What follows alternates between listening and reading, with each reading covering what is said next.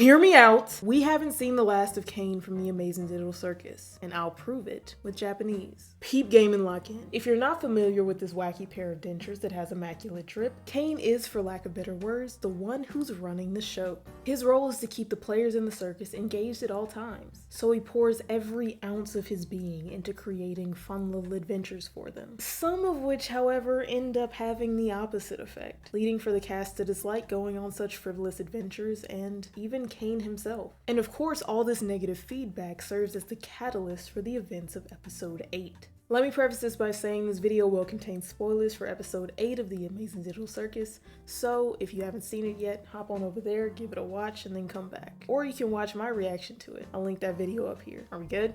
Cool. Caine at his core is an AI. He's the milestone achievement created by CNA, a company from the 90s that was focused on creating revolutionary artificial intelligence.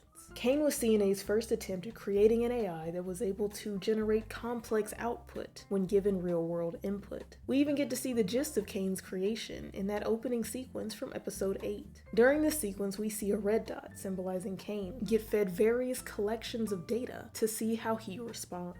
As the red dot is fed more and more input, its output, in the form of shapes, becomes increasingly more distorted. So much so that by the 4th round of input, the red dot gets locked away and a new test, the blue dot, takes its place. After some time, the red dot breaks free and consumes the blue dot, and it starts generating more and more haggard outputs until eventually the circus is born.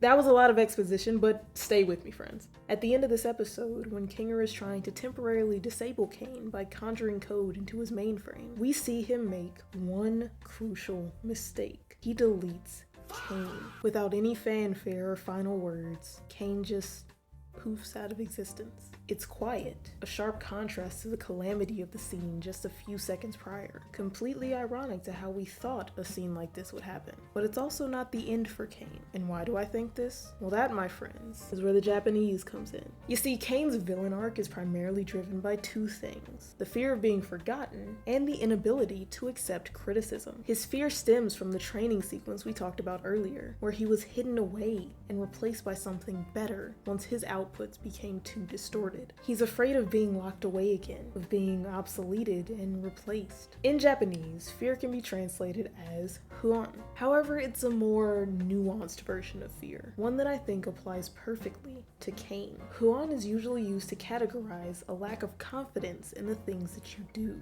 Toku ni nanika o suru toki ni jishin ga nai toiu imeiji ga arimasu, which directly correlates to Caine. He constantly needs to be reassured by the humans in the circus that he's doing a good job, but in reality, he doesn't have the confidence in himself to believe that it's true. You ever wonder why Caine chose a circus, of all things, to create? Well, I think I have an explanation for that. The very first set of inputs fed to his AI were all circus imagery, and coincidentally, that round was the only one to produce perfect outputs. I believe that Caine latched on to that positive feedback during that cycle, and when clawing his way back to relevancy, he formed the circus, believing that was the only thing he could accurately recreate. But what does this have to do with Caine being dead or not? Let me present to you my most important piece of evidence, the thing that I really think seals the deal: the existence of the recycle bin. Hey, just hear me out. If you're unaware, all computers come with a sort of temporary memory space that holds data while various processes occur. You can actually check yours right now by popping open the task manager and going down to the performance window. Your computer's memory includes the recycle bin, which is primarily used to recover recently deleted items. It kind of functions like an "Are you sure" button, just in case you accidentally delete something you shouldn't have.